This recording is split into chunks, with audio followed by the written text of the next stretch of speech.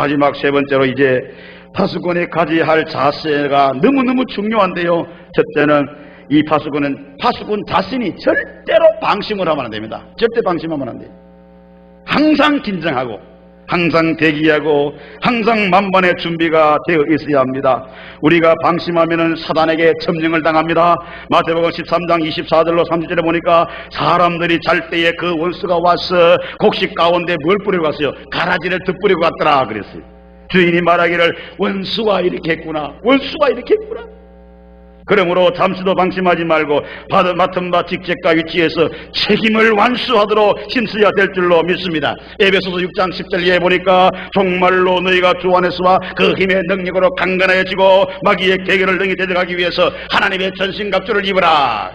하나님의 전신갑주가 뭐예요? 진리의 허리띠를 띠고 의의 흉배를 붙이고 평안의 복음에 예비한 것으로 신을 신고 믿음의 방패를 가지고 구원의 투구와 성령의 금 곧 하나님의 말씀을 가지고 따라합시다. 기도와 간구로 하되 무시로 성령 안에서 기도하자. 할렐루야. 여러분 보세요. 이 전신갑주는요 다 뭐냐면은 한마디로 요약을 착 하면은 예수 그리스도예요. 그래서 너희가 하나님의 전신갑주 입으라 그 말은 예수 그리스도로 무장해라 그 말이거든요. 예수로 무장해라.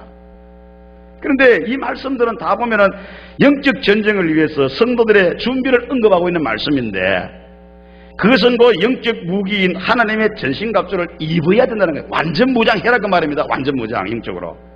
그리고 한 가지 더 영적 전쟁 수행 방법을 말하고 있는데 그게 뭐냐면 성령 안에서 항상 깨어 기도해라 그렇게 말하고 있어요.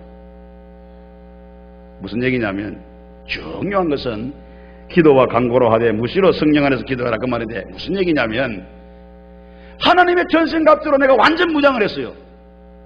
완전 무장하는 게 중요한 게 아니고 완전 무장을 하고 난 뒤에는 이 십자가 군병이 항상 깨어 있어야 되지. 깨어 있어야 되지. 왜요? 병사가 아무리 철저하게 무장을 해도 깨어서 적의 공격을 대비하지 아니하면은 패배할 수밖에 없습니다. 그래서 영적 전쟁의 군인이라 할 수 있는 성도들이 완전 무장한 후에 깨어 기도하는 일이야말로 그 어떤 훈련보다 다 중요한 대비가 아닐 수가 없어요. 그래서 우리 파수꾼인 여러분들이 무장을 철저히 하되 깨어서 기다리고 깨어서 준비하고 깨어서 대비하고 그렇게 했는 그게 깨어서 있는 게 뭐냐? 기도하는 것이라고 하면 기도하는 것. 전도하되 기도하고 그렇게 해야만이 역사가 나타난다 그 말이에요. 그러니까 절대로 방심해서는 안 된다는 거예요. 방심. 우리 주님은 십자가를 지시하는 중대한 영적 싸움을 앞두고 겟세마네 동산에서 깨어 기도함으로 마귀와의 전쟁에서 승리할 수가 있었습니다. 그런데 제자들은 어땠습니까? 제자들은 야 너희들 여기서 기도하고 있거라. 내가 저기 가서 기도하고 내려올게. 그리고 올라가가지고 내려오니까 짜고 있는 거예요. 분명히 주님 뭐라고 말했어요? 시험에 들지 않도록 깨어있어 기도해라 안 그랬습니까? 기도해야 될 사람들이 기도 않고 자고 있는 거예요. 군병들이 와서 주님을 잡아가려고 하는데 베드로는 그만 시험에 들고 말았어. 왜 들었습니까? 기도 안 했으니까. 분명히 주님 말씀하시기를 알고 말씀하시는데 시험에 들지 않도록 끼어 기도해라 알고 말씀하시는데 이 베드로는 말이지 잠자고 자빠졌다가 그만 주님을 부인하는 엄청난 실수를 해서 그거는 자기 일생일 때 씻을 수 없는 오점이에요. 그러므로 기도해야 될 사람이 기도하지 않고 깨어있지 않으면 실패할 수밖에 없어요. 깨어서 파수꾼의 사명을 감당하시기를 축원합니다. 그 다음에 두 번째는 죽음을 각오해야 됩니다. 내가 죽을 각오를 해야 돼요. 요한계시록 2장 10절에 보니까 네가 죽도록 충성해라. 그리하면 내가 생명의 멸관을 너에게 주리라. 죽도록 충성해라. 사도행전 20장 24절에 보니까 나의 달려갈 길과 주 예수께 받은 사명 곧 하나님의 은혜의 복음을 증거하는 일을 마치려 하면 나의 생명을 조금 더 귀한 것으로 여기지 아니하노라. 바울 사도가 예루살렘으로 올라가라. 그런데 그 예루살렘 올라가면은 바울을 잡아 죽이려고 기다리는 그런 핍박자들이 기다리고 있단 말이에요. 그러니까 이 성도들이 안 됩니다. 가지 마세요. 가면 큰일 납니다. 그러니까 바울 사도가 나의 달려갈 길과 주 예수께 받은 사명 곧 하나님 은혜의 복음을 전가하는 일을 마치려 하면은 내 생명을 조금도 귀한 것으로 여기지 아니하노라. 그러면서 기어이 올라갔어. 오늘 우리 전도회원 여러분, 사랑하는 성도 여러분들이요, 여러분들은 정말로 사명 감당하기 위해서 죽기까지 한번 해보세요. 죽기까지. 내가 죽기까지 하게 되면 하나님이 살리시는 거예요. 할렐루야. 내가 죽으면 하나님이 살리시는 거예요. 예? 내가 죽어야 말이에요. 교회가 사는 거지. 예? 내가 죽지 않으면 안 된다 그 말이에요. 아사교생이라는 말이 있더라고. 어느 교회 가니까 한문으로 아사교생이라는 말이 있더라고. 그게 무슨 말인고 가만히 문자 해석해보면 아하, 이 내가 죽어야 교회가 산다 그런 말이더라고요. 죽도록 충성하고 내가 죽을까 하고 이 사명 감당해야 열매가 나타나지. 예? 의형부형 해가지고는 일이 안 돼요. 우리가 잘 아는 종교개혁자 마르틴 루터가 95개 조항의 개혁문학을 비튼베르크 교회 정문 게시판에 부착하면서 개혁에 불을 당겼습니다. 루터는 파문을 당하고 웜스 국회에 출두하라고 하는 소환 명령장을 받고 그는 이제 거기에 가서 자기의 하고 싶은 말을 가려고 합니다. 그러니까 그 친구 멜랑톤이 루터에게 말한 절대로 가지마. 가면 넌 죽어. 그래요.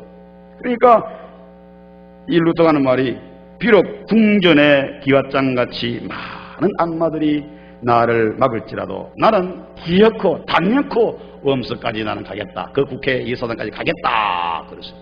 그리고 나서 그는 어디를 불태우면서 기도하고 국회에 들어갔는데 거기서 하나님 앞에 기도하는데 나는 할 수 없습니다.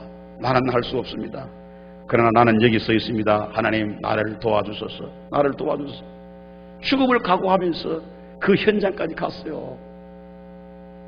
죽음을 두려워하지 않는 개혁자의 굳은 의지를 우리가 이것에서 볼 수가 있습니다. 그러므로 성도 여러분들도 복음 증거하고 파수꾼의 사명 감당하고자 할 때 죽음을 두려워하면 감당 못해요. 내가 죽을 각오를 하고 해야 이 사명을 감당할 수가 있습니다.